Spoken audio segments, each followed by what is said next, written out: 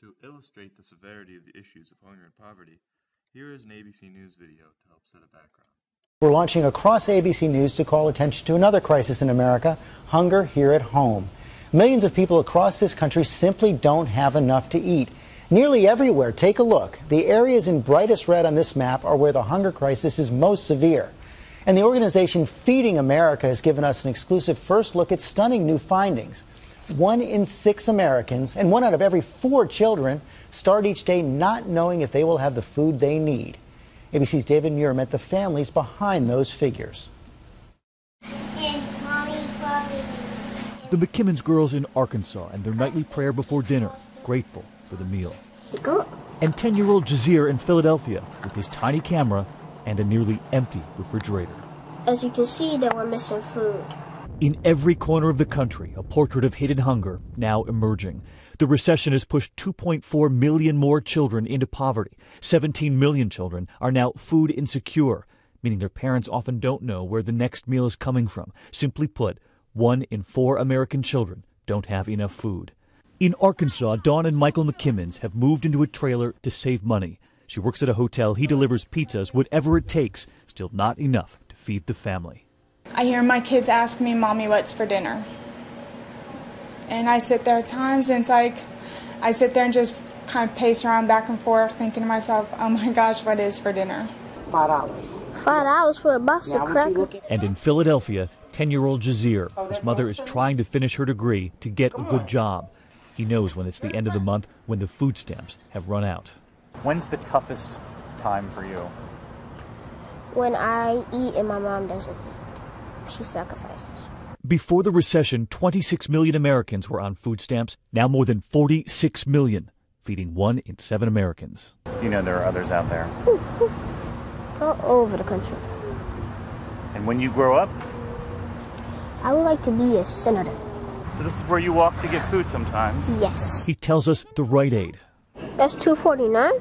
Yes, but at the market is like $1.19. Is there a grocery store around? It's down there, Walmart. Walmart is that way? But there's no supermarket that's closer. No. At St. Christopher's Hospital in Philadelphia, it is ground zero for hunger. So you've got a family here now? The ER can see up to 250 children a day, and up to half of them are hungry. They don't have the growth that they should. Is that the Hulk? Are you going to be as big as the Hulk someday? Tom Lesher takes care of his grandson. They're not hungry, but worried about what's coming. Out of a job for 18 months. I don't know what I'm going to do. Can't find a job. And that future senator knows that. What would you do to help them?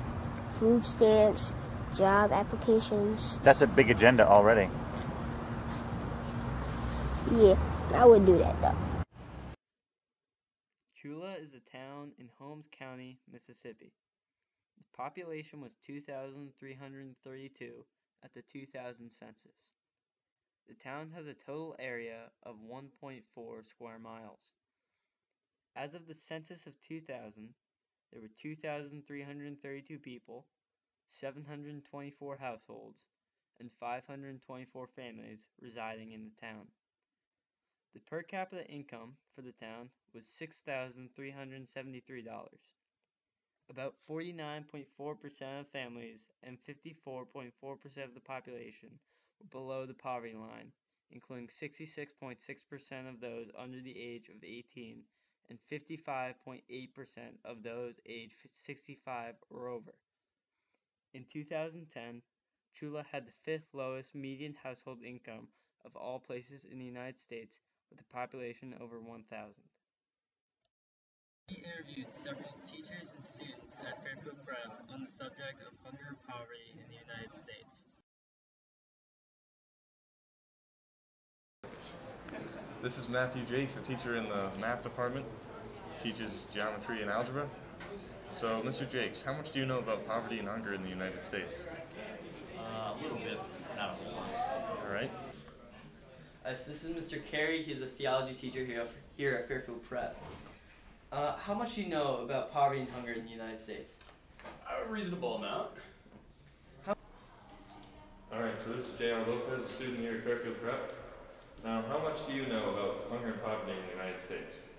I know it I don't know, it's not good.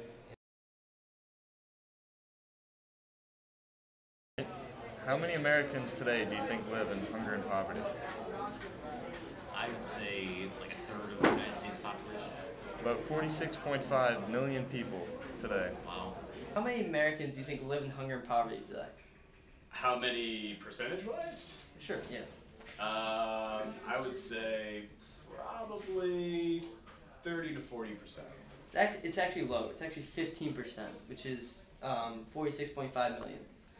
How many millions of Americans do you think live in hunger and poverty? I'd say about 1 million. 46.5 millions of people live in hunger and poverty. That's about 15% of the U.S. population.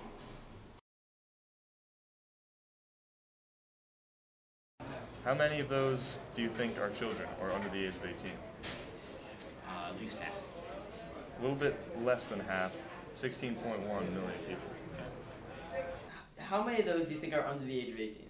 How many of those are under the age of 18? 46 million, you said? Yes. I'm going to go with 21 million.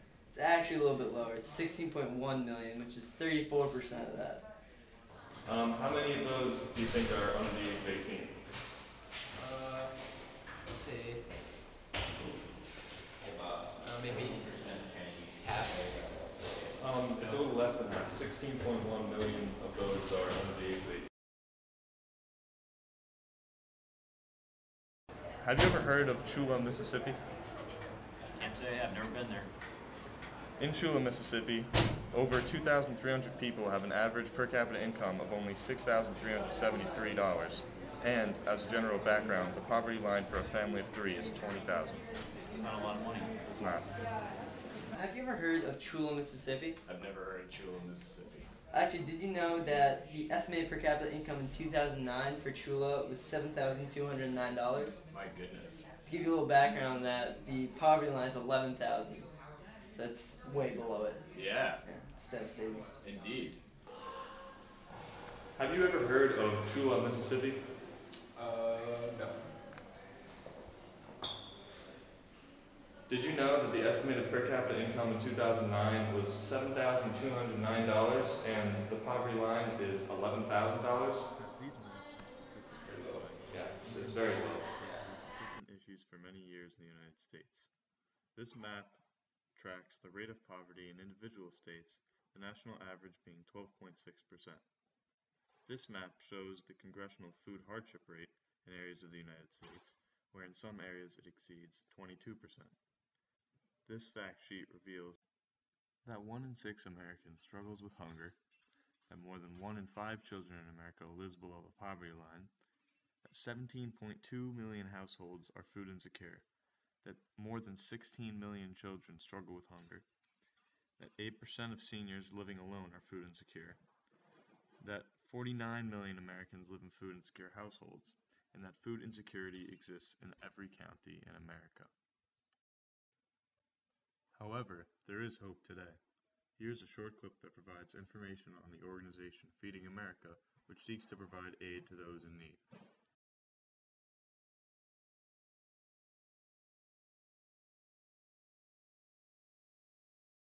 Hi, I'm Vicki Escara, President and CEO of Feeding America.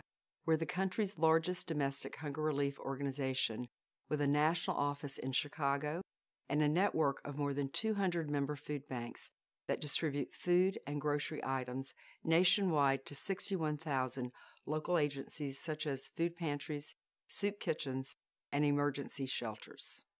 We serve all 50 states as well as Washington, D.C. and Puerto Rico, and our network feeds 37 million Americans annually who don't have enough food to eat.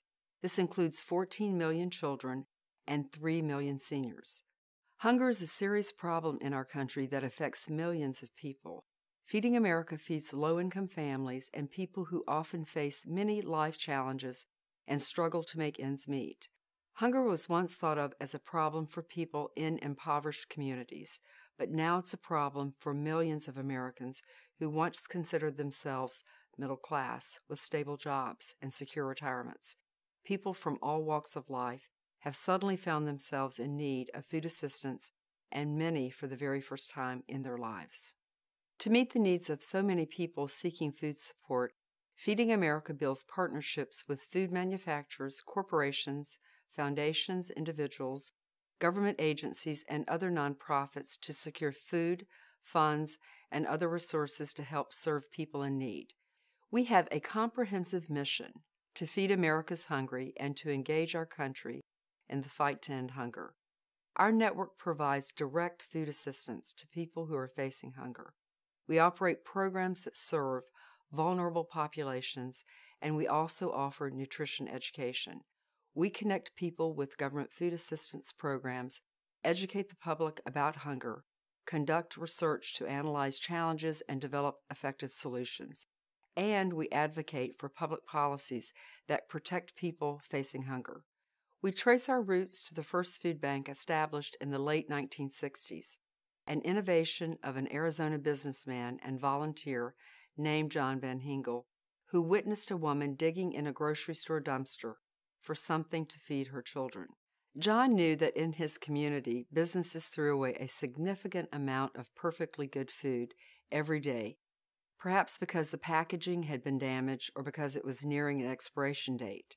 In order to capture that food and send it to someone's table instead of to the trash, he established the St. Mary's Food Bank, where donated food could be safely stored until it could be given to people who needed it.